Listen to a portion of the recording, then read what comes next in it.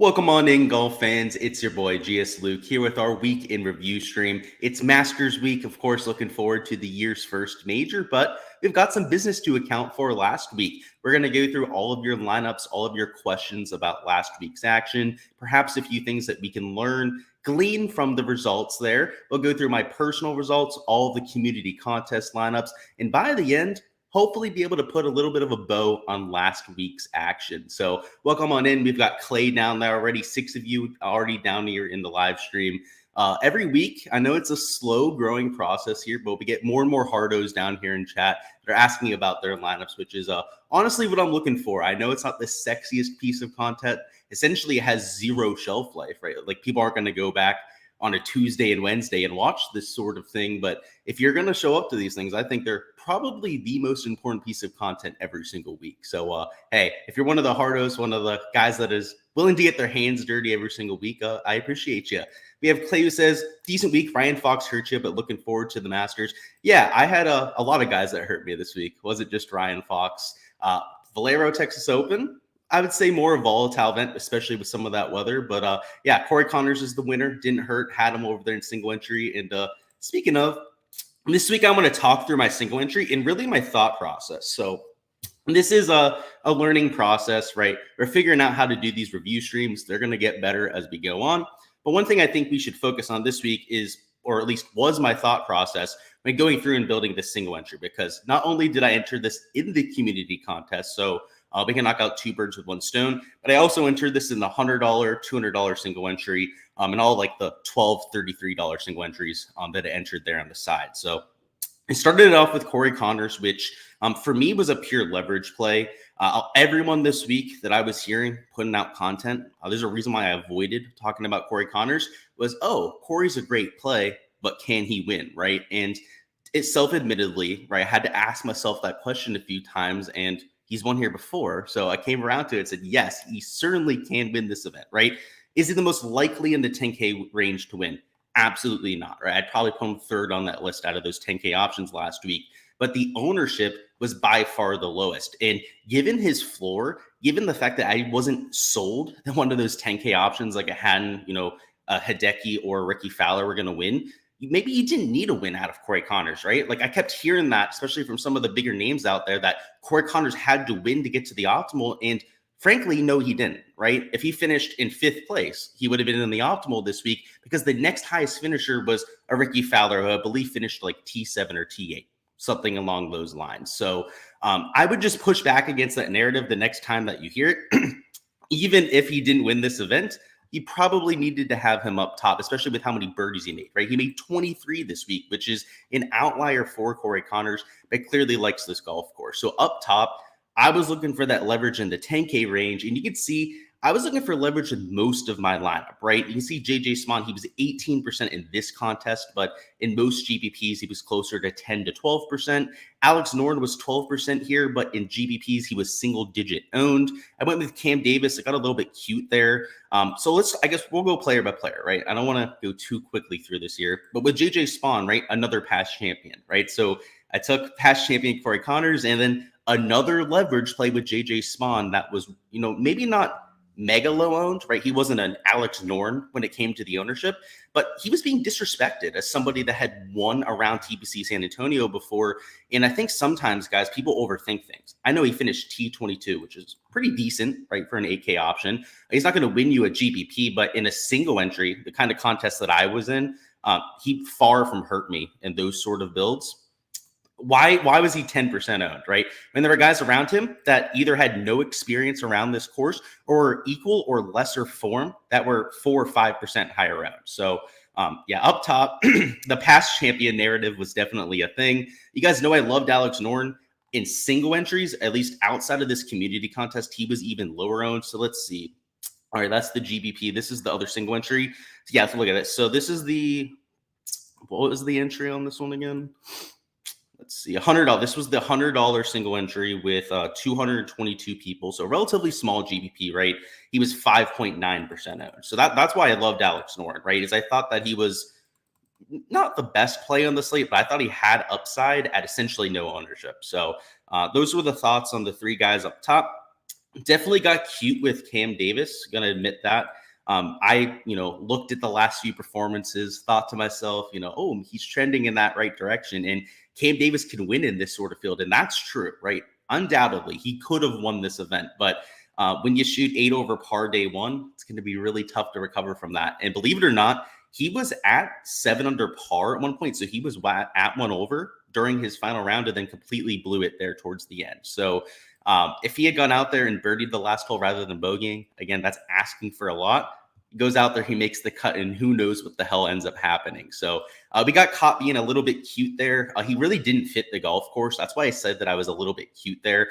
It was all about the upside, right? Like Cam Davis, we've seen him show up at courses he doesn't quote unquote fit because he's such a talented player, right? When he's on all cylinders, he can keep the ball in play. He's capable of making 7-8 birdies around. And it's all about how many bogeys he can keep off the card, right? Because we know he's going to go up there and post that birdie production. So that was the idea. It was a swing and a miss, we'll say that. Sepp Straka finished T22, so kind of like a JJ Spawn. Certainly didn't hurt your lineup, but he wasn't going to win you a GPP. In this sort of format, I'm more than okay with that. And then Russell Knox, another spot that I'd say I got a little bit cute with. He's a better player than the price tag, and he's a better player than the form. So if you take a look at the form, you'll see why he's really going down in price. So missed cut, hardly made the cut at an easy field, right? Corrales. Missed the cut, missed the cut, missed the cut, missed the cut. I mean, you go down here, right? Even when he's making cuts, right? He hasn't really done anything with it. Long term, though, with Russell Knox, you're looking at a player that is a $7,500 golfer, right? He's won on the PGA Tour before, especially a few seasons ago. He was one of the better iron players on tour. This year, he's still pretty decent iron player, still gaining about 0.7 strokes per round, which for the 6K range is like by far number one. But he has everything else isn't there, right? Like off the tee, he's been atrocious. He's always been a horrible putter. So I was one of only 2 people to use him there. I don't think I even talked up Russell Knox this week. I know he was down as a yes in my player poll. So maybe the brave other soul out there that took him also saw that and ended up going with the play. But I thought it was sneaky as hell. Let's see. In the 222, right? He was 0.5% owned. So I'm pretty sure that means I was the only guy that used him out of 222 people, which I guess makes quite a bit of sense, but that is the ultimate leverage spot. Even if he just made the cut at $6,500, I would have felt pretty decent about it. And he finished 1 off the cut line, right? There at +1. So I don't know. You're not going to get them all right. I'd say the one that I feel bad about is that Cam Davis pick. I should have just anyone there, even Adam Schenk, right, is probably the pick that I should have gone with. He still missed the cut, but the Cam Davis just didn't fit the golf course. I feel like a slappy for making that kind of play out there. Let's catch up on chat, see what's going on down there. Then we're going to go through the community contest, the winners and whatnot. We got Sack there. Says Patrick Reed gets his green jacket. Yeah, he's already got one, so I guess he can add a second to the repertoire. I do think a few live guys will get into that top 10. Not sure if you're going to see one win, but Brooks, after last week, has to be on everyone's radar. But keep a little eye on DJ. He was playing pretty decently. And then Bryson, of all people, Bryson looked really good. So I'm not saying that Bryson's going to win this thing, but I think he's going to make the cut, which is pretty easy for this sort of field. And then you might see him finish in the top 20, which I think he's like $7,200 or like $7,000. He's outrageously priced because he obviously hasn't played on tour in years at this point, but we'll see. You got the Sack saying I'm the PGA GOAT. When we take a look at my performance in the GPP, you may change your mind, Sack. Gabe says, it's a special week when Prize Picks release some of the board on Sunday. For sure, and I think we're going to get a few tacos potentially. Now, I know they don't like putting tacos out for events that aren't actually on Taco Tuesday, but I think we might get a few. It's not very often, right? We even have the board up. So definitely agree, man. It's going to be a good week. Let's look through this community contest. Then we're going to go through my personal results. The winner was Delbert McFly. He had Siwoo Kim up top and Kuchar, so 2 of my core plays. Love to see that. I ended up pivoting off of Kuchar due to ownership, which makes you feel really stupid when you do a whole video, you do a whole thumbnail about how much you like the guy. You see that he's like 24, 25% owned, and you go, oh, that's just too much. He's too good of a play for me. Those ones sting the most. Like when you fade somebody because you had a reason not to play them, and you fade somebody just based on principle, if they go off, so be it, right? When you're on somebody and then you end up fading them and then they snap, it stings a little bit more. So I'm glad that you stuck behind them at least. He was an excellent play that I should have stayed behind, but he had Todd Rye. Okay. I loved the Rye play. Anytime you get a ball striking first kind of golf course, he's going to filter to the top. In fact, if you look at his last 12 or 24 rounds on the PGA Tour, I believe he was like number 4 in the field when it came to shots gained ball striking. So like that, he played a chalky Nick Taylor. I'm okay with that. I don't love the play. This was a single entry, smaller community sort of contest. So it makes a lot more sense to play somebody that's going to be chalky like that. But in a GPP, right, this sort of lineup, I mean, it would have cashed this week, but you would have a hard time getting leverage because your lowest owned player, I believe, would have been a Benny Ann here. Benny Ann was like 8-9%. Actually, let's give you the exact number there. We don't even have to guess. Good old Benny Ann was 9.4% owned. So, and that was your lowest owned guy. So in the GPP, you probably duplicated this sort of lineup if there's no salary left on the table. But for this kind of format, it's perfectly fine. And I think it's great that this lineup won because that can kind of like show this, right? If you want to take all the chalk, right, just do it in your single entry. Like if you're in love with Matt Kuchar this week, who I probably should have just played in my single entry lineup. Siwoo Kim, right, was also getting a bunch of ownership, got that kind of steam in this contest as well. Just do it in this 50 entry sort of build where it doesn't matter, right? You're not going to duplicate yourself when there's 50 other entries unless you're playing guys that are 50% owned in every single spot. And that's just not going to happen, right? There's not going to be guys that are 50% owned at all 6 spots. So I like it. I like this lineup. A little bit chalky for my liking, but hey, it's fine for this sort of contest. We had Chris, who routinely is finishing in the top 10 up here. You'll love to see it. Absolute Sharpie. I had Connors Spawn up top. I loved that build. You went with the past champion narrative, it seems there. Nico Hogard, Brendan Todd. Definitely understood the Todd play. What he finished T53, yeah, so he didn't really do anything with it. At one point, I was really worried about it because of how many birdies he was making early. But I think he was egregious chalk, at least in GPPs. Like I don't know. Other than the Pebble Beach, where he finished in second place right there, he like never finished his top 5, top 10. So if you're looking for a cut maker, like cash play, especially like when he's relatively low owned, I love Brendan Todd. You had Putnam, who I really liked this week. Akshay Bhatia, who, yeah, other than Saturday, played excellent, right? If you could have just gone out there, shot even par on Saturday, that's like a 35th place finish, something around that range. Not bad. So yeah, nice lineup, very consistent lineup, right? Other than having the winner in Corey Connors, right? It's like 20th to 40th place. You just got a 6 of 6 through. So love to see that. You killed him with consistency. You have Mike Honjo here, another guy who used Siwoo Kim up top. Aaron Rye, right? Somebody that a lot of these top lineups ended on. And then Nick Taylor again, too, who makes sense. And then Ben Martin down there, too. Ben Martin, believe it or not, he outscored them and outplaced them on the leaderboard. But yeah, Ben Martin was an excellent play. I loved that there for my player pool. Bet like an antelope up there. Let's see. You had Ricky Fowler. Okay, so I know a lot of the top GPP lineups actually had Ricky and Corey Connors. So I guess you didn't have to have, right, like Siwoo Kim and then somebody like Corey Connors. I guess Hideki, like he scored enough points to have decent lineups up there. The nuts, though, like undoubtedly was to have Corey Connors and then probably either Ricky. I don't know. I guess it was probably Ricky. Let's just take a look, right? So the lineup ended up winning this GPP. Show all. Scroll up. There we go. Nerdy Tenor took it down with Connors and Kuchar. Okay. Interesting. I know there were other lineups up here that didn't follow that build. Yeah. So you had Connors and Kirk up there. I know there were 2 10K builds up here. Or did they all filter down towards the end? That may have happened. Maybe when all the bonuses came through, they ended up filtering down. That's kind of what it looks like. Because there were 2 10K builds up there. Well, there's a Hideki lineup. That's interesting. A 5 of 6 finished in like 14th. Where'd they go? I was looking at this yesterday. Oh, yeah. Well, there's one, right? Connors, then Montgomery. But there were ones that were like Connors and Fowler. There it is, right? Like Fowler, then Connors. Those were towards the top for a long time yesterday. And then I guess right towards the end, that's what this looks like here. They filtered down. So yeah, Montgomery lineups are up there. There's another Ricky and Corey Connors one. But earlier in the day, there were a lot more of those. So the studs and duds was looking good early. But towards the end, you can see all of these very balanced lineups went up there, right? A 10, a 9, and then living in that 7K range, which I build a lot of lineups this way, right? Where I'm just like kind of hammering guys in the 7K range. I'll take 8 to 10 guys on my player pool around like 15 to 20%. down there in that 7K range. And, I'll get leverage on the guys up top, right? I'll exit guys out of my player pool and then kind of scattershot down there. And I would bet you that Nerdy Tender, I know, is a 150 maxer. He won 50 maxes this and the $20 every single week.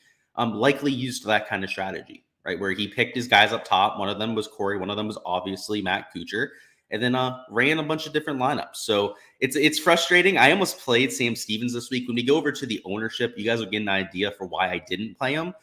Where the ownership projections were it was actually the worst ownership projection this week, at least percentage wise for me.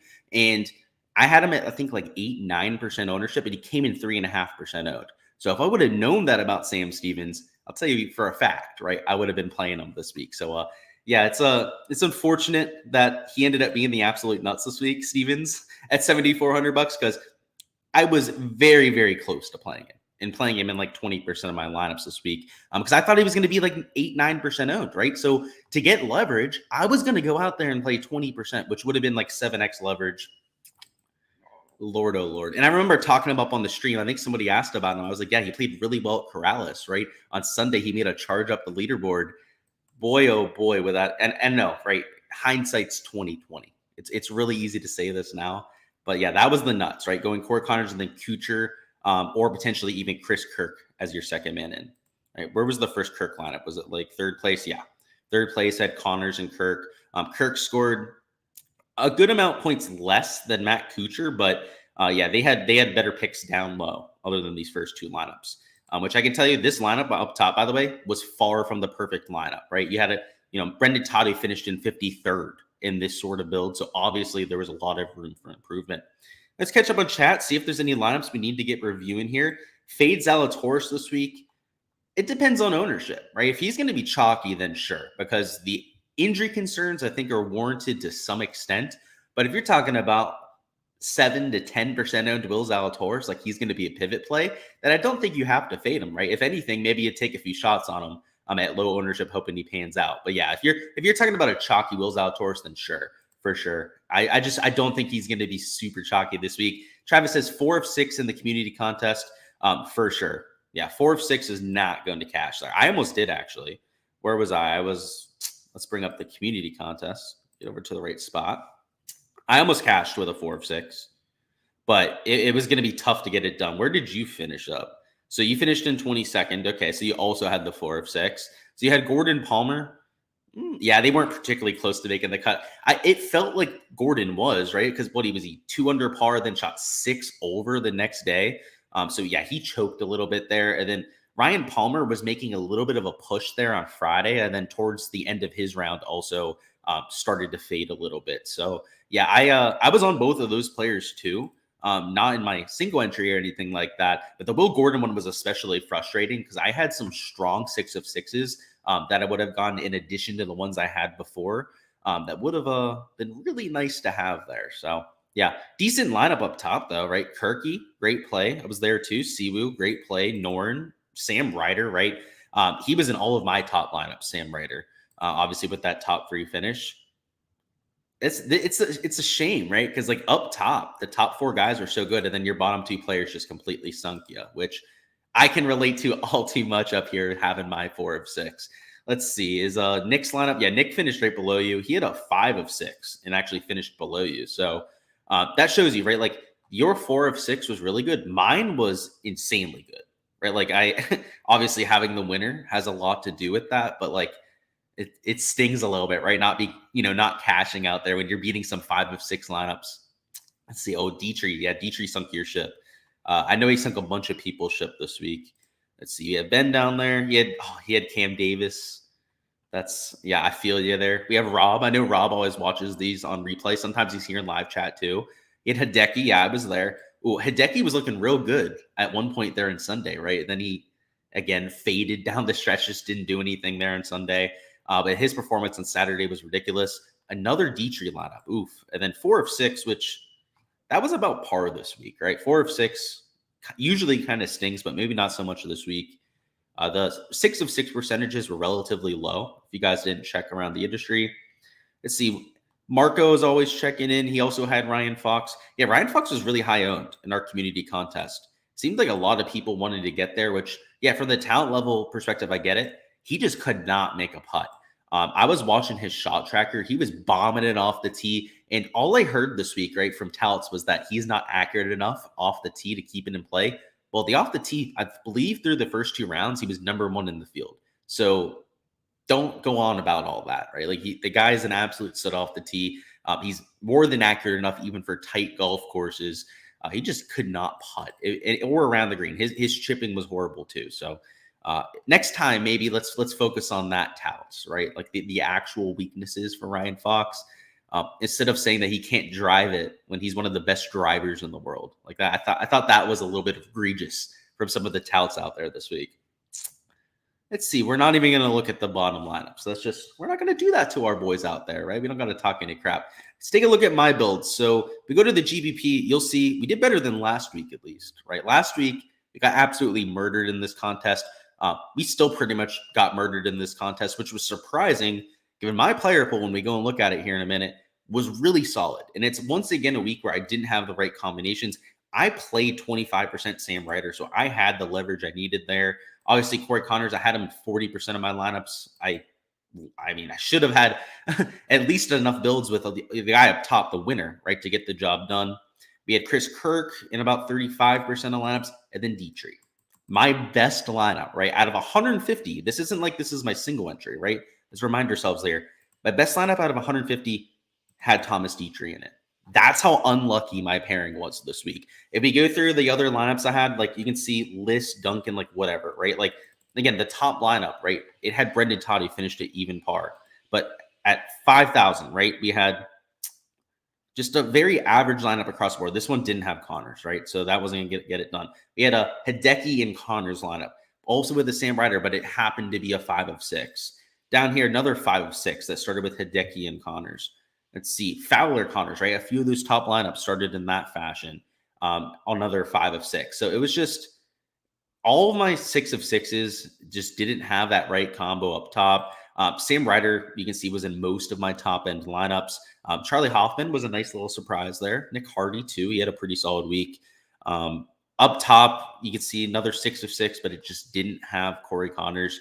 It was I don't know, it gets frustrating, right? Especially when you play 150 lineups. Like if you play 20 or play like 3 lineups, you probably don't get that frustrated, right, about not having the right combinations. But when I'm playing 35 to 40% of some of these players in 150 lineup sort of portfolio, yeah, it can get a little frustrating. So, I mean, if we look at these top end lineups, like they're really just not all that different than the lineups I was entering. Sure, the Kuchar piece was the one I had to have, right?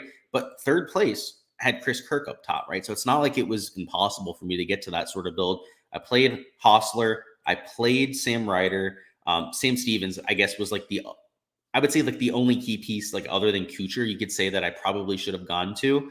But again, let's look at that now. Let's bring up the ownership side if we don't have any more lineups to look at. And we'll talk about the Sam Stevens thing because that's probably the second most tilting thing that happened this week. Winner takes all contest, Clay Daughtry. I didn't get in that contest, so can you send me your 6 players down below? Unless it was the same exact set of 6 players that was in the other contest. I didn't get in that one this week. It filled up before I could. Travis says, DGen is thinking about coming to the 3M Open, and you mentioned it. How sweet would it be a collab event / stream be? I have to ask him about it. It would be pretty fun. It's a long way out there to Minnesota, I have to admit, but we'll see. I know it's a little bit closer for DGen, right? Because he's over there like Oklahoma, I believe. Yeah, it's worth considering, right? It's a plane ride away, right? So I'm not driving up to Minnesota, so we could probably make it work. Let's figure that out. Are you increasing your bullets this week? Some awesome contests? Yeah, I am. For sure. I'm playing the $5 150 max. I do that every single week. I'll likely consider some of like the higher dollar 20 maxes that they've started to put out. And then a lot of single entries. I'm probably going to go do about double the single entry volume that I usually do week to week. And it's not going to be like I'm doing higher dollar ones. I'm just going to play more single entry lineups. So rather than just playing one across all of them, I may do 3 different lineups and then do, let's say, like $400 a piece on all 3 lineups or something like that. So that is definitely going to be a thing. Let's go ahead, bring up our projections, and talk through some of this ownership stuff, which this week, I'm just saying, last 2 weeks ownership-wise, we've been pretty damn spot on. We hit a few guys up top really well. Then had a few guys like Ricky Fowler, who everyone got wrong this week, right? I had him at 20.1% ownership. That was actually a little bit higher than some of the competitors out there. And the time we got to lock there on Thursday, and he came in almost 28% owned. Now, in the $20 GPP, it wasn't as pronounced. He wasn't 27, 28% owned. He was closer to like 24, 25%, but still higher than 20%, right? Doesn't really matter which way you slice that up, right? The projection was too low on Ricky Fowler. Even if I knew he was 27%, I still would have played him. And I played 50% of them this week. So, didn't really affect my player pool, right? Yeah, I wouldn't have changed my decision, right? If I knew that after the fact. So, and I wouldn't have played 60% Ricky either, right? I would have probably stayed put at 50%. So, all things considered, it didn't impact very much. You can see the ownership on Haddon and Matsuyama was pretty spot on. Corey Connors actually came in lower owned than I expected, which, again, the reason I got to him, guys, is I was like, oh, he's a pivot play up top. He became even more of a pivot, and then he won the golf tournament. So, this doesn't always happen. I know we've had a lot of chalky winners this year, but last year, the year before that, it felt like every single week that this guy was winning, right? The guy who should have been chalk, but ended up going in like lower steamed than he should have. A lot of times in 2020 and 2021, these guys were winning. So just, I don't know, maybe something to consider for this week at the Masters, right? If you're trying to get some leverage up top. Siwoo, let's see, he was a little bit actually higher owned than we expected. That doesn't necessarily surprise me. A lot of people talked him up last week. Davis Riley came in lower owned than we projected. That was a lot due to my video. I would imagine my videos do have a tangible impact on ownership. I do have to say it's not massive. It's probably like a 1%, 1.5% difference. But a lot of people, right, when they saw 18, I mean, some sources were calling for like 25% ownership on Davis Riley. So sure, being 5% off was pretty bad, but at least I wasn't 10% off like some of the other people out there. People just ran away from that, right? Like, obviously, you're not going to play a 25% owned Davis Riley. And if enough people see that ownership and make that pivot, right? Well, then he comes in like 14% owned. Now, in the $20 GPP, he was a little bit higher owned. So, again, take some of these ownership numbers with a grain of salt. This actual ownership tab comes from the $5 GPP. It's not averaged across all the different contests, which maybe I'll start doing going forward, right? Maybe I'll put a tab in here. It says like the $5 GPP ownership. We'll add in the $20, maybe one of the bigger single entry contests, something like that. Actually, in fact, we're going to do that next week. We'll make that part of the Masters review so that you can see some of the ownership trends and differences between the different contests, because those are also pretty interesting to point out, and you can learn quite a bit from that too. I guess a few notables here. Let's see. Ryan Fox came in higher owned than we expected. Again, I think a lot of people just saw Ryan Fox 6% ownership and said, that doesn't make sense. You got to play Ryan Fox, right? You got to go out there and try to get some ownership leverage. So that one, maybe not so surprising. Nico Hogard, 23% was surprising. I thought my 18% might even be a little bit too aggressive of an ownership projection when it came to the newcomer, but people must love themselves a Nico Hogard. So kind of like the Victor Hovland effect. Maybe people just love playing their European counterparts. Like, I know a lot of guys overseas, like if anybody is a young up and comer from Europe, like they play them, like, and they lock them into every lineup. They're kind of biased about it. I understand, right? Like my South Florida boys, Brooks Koepka, right, for the Masters, you best believe that I already bet him. I'll definitely be playing him this week. So I understand it. There's definitely that hometown bias. Let's see. We have Nick Taylor. By the way, this ownership number, people were projecting him for 18%, and I thought it was baloney. I was like, 16 to 18% of Nick Taylor. People aren't going to be that dumb, right? People aren't going to be that foolish to go out there and play somebody like that. And they did. I thought it would be like 13% owned, which I thought was pretty reasonable. And then every slap dick out there this week decided that it was Nick Taylor week. And for the first, I don't know, like 30 holes, something like that, it was Nick Taylor week, right? He was, I believe, like in second place. He was up there in the top 5 for God knows how long out there, and still had a decent week. I think he finished in the top 15, if memory serves me correctly. So I have to say that ownership number surprised the heck out of me. It made me feel a lot better about the fade. Right? I mean, 18% on Nick Taylor was an even worse play to me than 12, 13% on Nick Taylor. And then, of course, he gets there. So what do I know, right? What do I know? What am I saying? But it's a horrible play, right? He got there top 15, but yeah, if you gave me a redo, right, tell me he was 18% owned, you bet my ass that I wouldn't go out there and play him. There's zero chance I would. So I just have to say, who played Nick Taylor? Like, who was that enthralled with the play last week that they made him 18% owned? I don't understand that. Like, I seriously didn't think there were that many people out there that would even play him there last week. And people knew he was going to be high owned, right? I was one of the people that projected lower ownership on him than other people. Let's see. The rest of the board's kind of boring here in terms of ownership difference. You can see this is the one I wanted to point out, right? The Sam Stevens and then I guess Nick Hardy here too. I boosted their ownership, especially Sam Stevens here, because of his performance last week and the fact that they were in the AM PM wave, right? That was the quote unquote advantage wave out there that everyone was talking about.